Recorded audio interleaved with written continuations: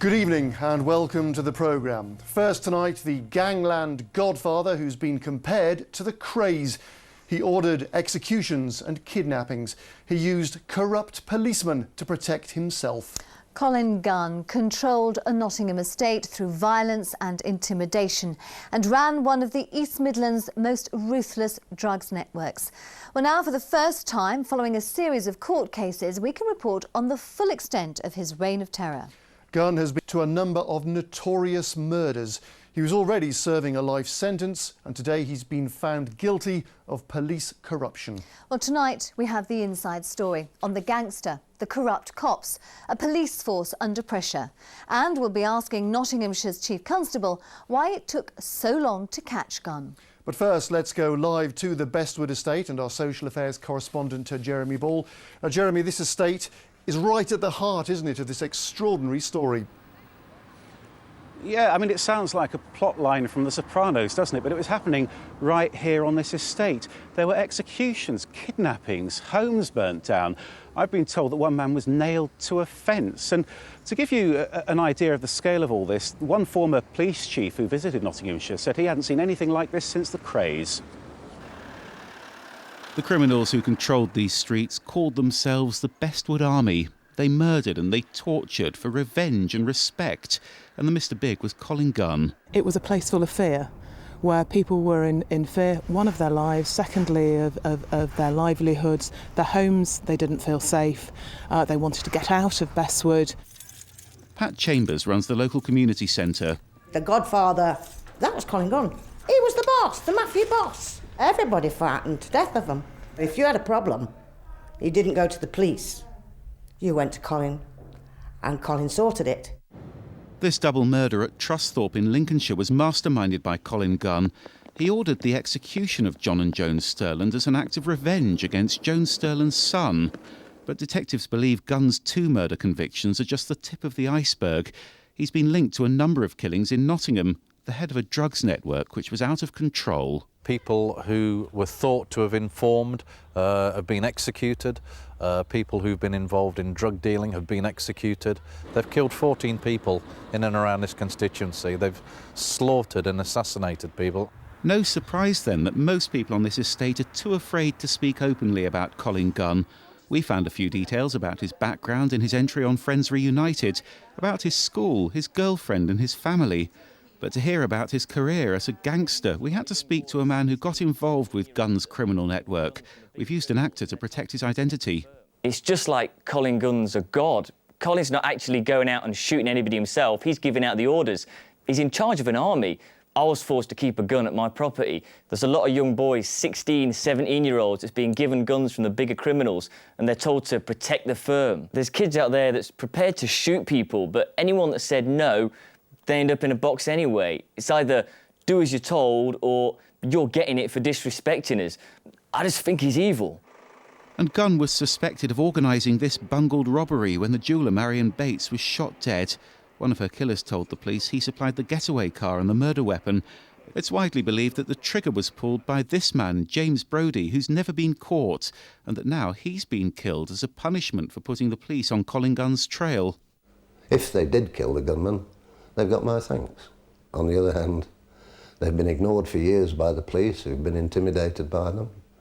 I've been assured by senior police officers that the criminal intelligence of the Gunns was greater than their own, and they'd got all the names and addresses of all the senior officers, where their wives worked, what they did for a living, how many children they'd got. They were intimidated by the Colin Gunn gang. And this hitman was also part of Gunn's criminal network. John McSally was jailed for shooting 2 men who defied Colin Gunn. One of them was murdered outside this pub close to the Bestwood estate. Patrick Marshall had gone on a drugs run without Colin Gunn's permission. Up the road, a Rastafarian man called Derek Sr. was shot and seriously injured after he refused to withdraw evidence about a racist attack. Peter Coles is a retired detective who used to patrol the Bestwood estate and went on to investigate more than 100 murders for Nottinghamshire Police. There is no longer a 24-hour police foot presence on these estates. So, surprise, surprise, people like the Gunns have provided some of the services that the police used to provide. So that if you have a burglary on an estate like the Bestwoods, do you turn to the police? No, you don't. You turn to the guns. Now, the apologists would say, well, they only hurt their own. I don't go for that line myself because innocent people get stuck in the way, as was witnessed in Arnold. There was brutality, but there was tenderness as well, and he had a very good PR in the fact that he helped people. He gave them money for fireworks displays for the kids. People loved him. He was, shall we say, a Robin Hood type of thing, because if you was in trouble financially, he would help you out. And at any given time, he can call on you. It took a long time for this culture to turn itself around. Now it's turned round and we're on the way up. And the police have seized the opportunity to retake control of the area following Colin Gunn's arrest. Operation Kingdom's aimed at preventing other criminal networks get a foothold there. There have been analogies drawn with the Krays twins, and I personally hope that there'll be a feeling of liberation.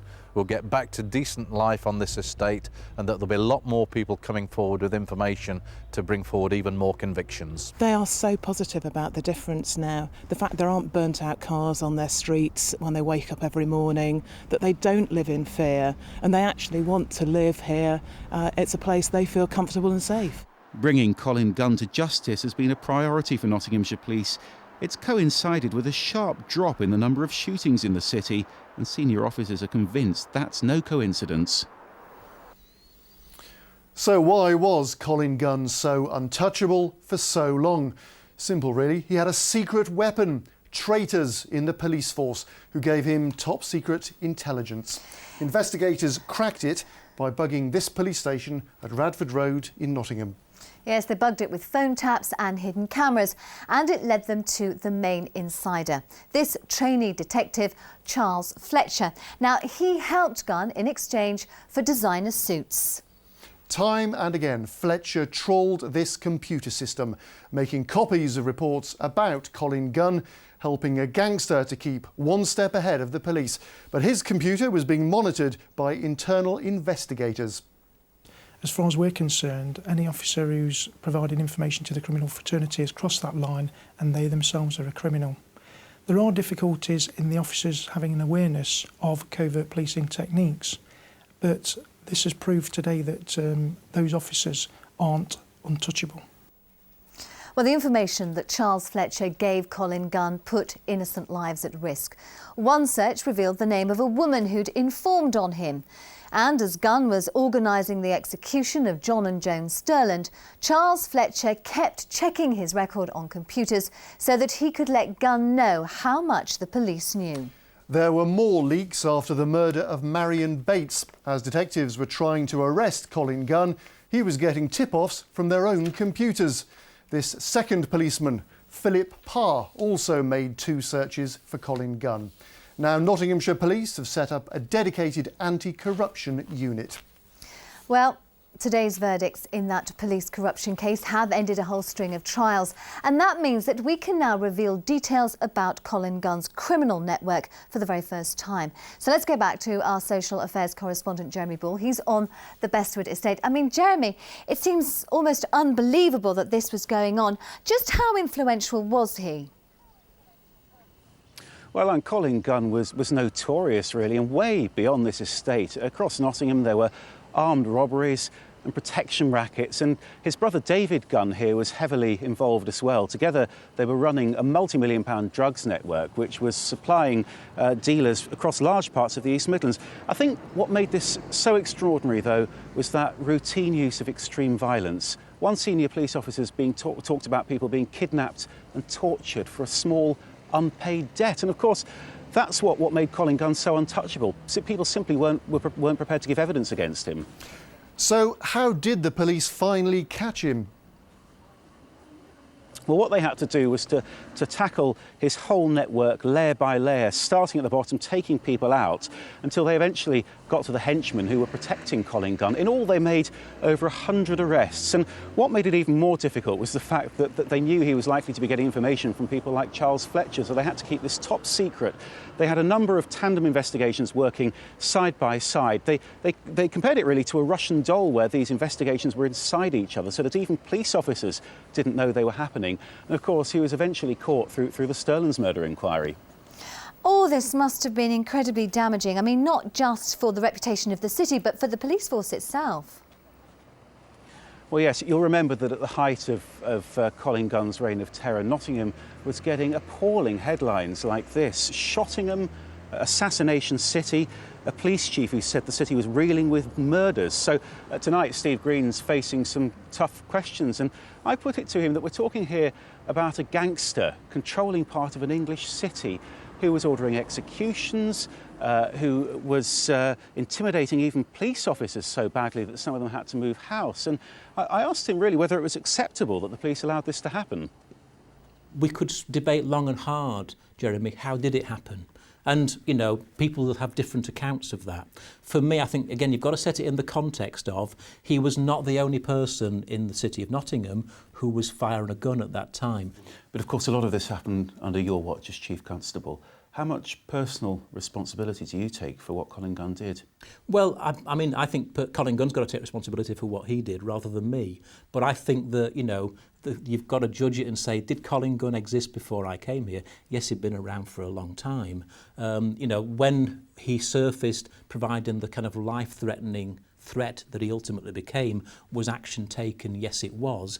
But as I say, it was never action that was going to deliver an immediate response. And of course, he was actually eventually arrested as part of an inquiry by Lincolnshire Police, by another police force who were investigating the murders of John and Joan Sterling.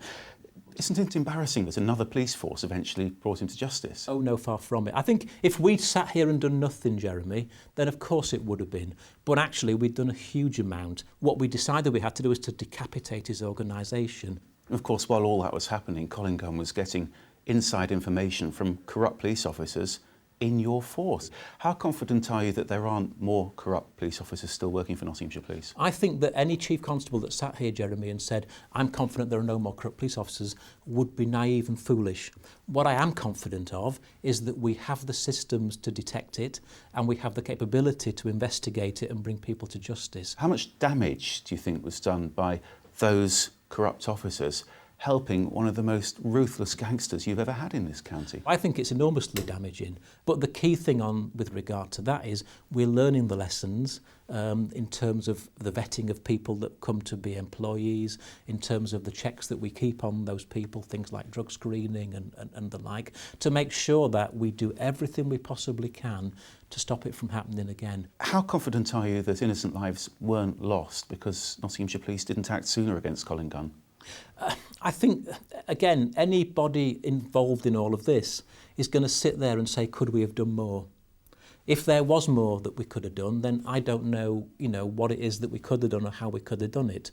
I think that what my officers, our partner agencies, our partners in the city did was little short of superhuman. You talked about the whole gun crime issue that caused Nottingham so much problem with its reputation 3, 4, 5 years ago. Yeah. How much do you think Colin Gunn and his criminal organisation were responsible for that? He killed people and he shot people and he intimidated people at a scale, you know, that was far, far greater than anything else that we were experiencing. When people kind of gave it the name sort of Shottingham and Assassination City, what they were referring to, what they were alluding to, were the activities of Colin Gunn and his colleagues. In the white community, most roads led to Colin Gunn, where gun crime was concerned in Nottingham. And I think that, you know, his arrest and the decapitation of his organisation, I think has had a transforming effect on the city.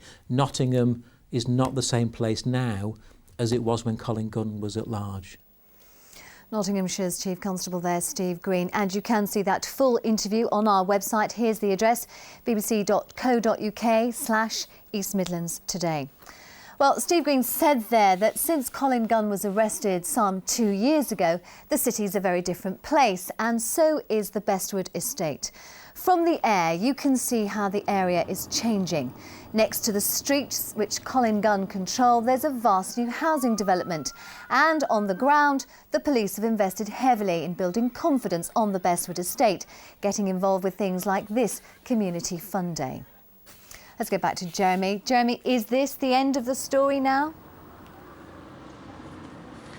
Well, there's no doubt, I think, that life's much, much better for the vast majority of people who live on this estate. And, of course, across Nottingham, there's been that big drop in gun crime. So a lot of things tied up. Not quite the end of it, though. There are still unsolved murders in this city. And Steve Green accepts that some of those investigations might lead back to Colin Gunn. And as well as that, there are still potential problems ahead for some police officers who are being investigated themselves by the Independent Police Complaints Commission. That's because that investigation is still looking into the murder of John and Joan Sterland and whether more could have been done to stop Colin Gunn. OK, Jeremy, thank you very much indeed.